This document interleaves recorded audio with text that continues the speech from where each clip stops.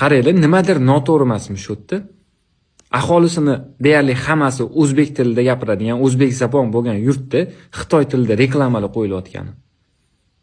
Bular shunchaki mahsulot sotish uchun emas-da. Agar sotish uchun bo'lganda o'sha marketologlar mahalliy qatlamga moslashardi. Tilini yoki o'sha kerak bo'lsa qarashlarini moslashtirardi-da.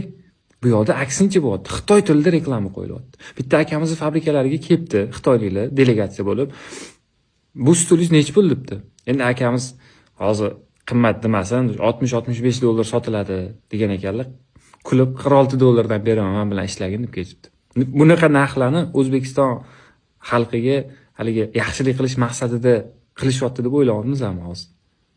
Demping qilyapti azizlar. Demping degani bu boshqa yurtni bozoriga kirib sun'iy ravishda narxlarni tushiriladi.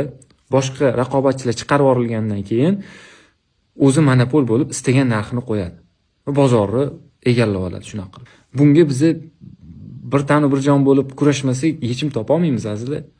Bilaman, mebelchilar masalan ko'p muammo qilib qo'ygan, ko'p uyaltirib qo'ygan. Tushunmayman uni. Oldingi videoyimda ko'rdim. Ko'pchilik izoh yozgan shunaqa. Lekin o'tgan 3 oy ichida biz mingdan ortiq mebelchilar bilan ko'rishdik, suhbatlashdik. Hammaligisi tushunib yetishgan. Bo'ldi, bizga ilm kerak, biz bundan bu yo'q yaxshi qilamiz deyishyapti. To'g'ri ozgina kechroq, lekin tushunib yetildi.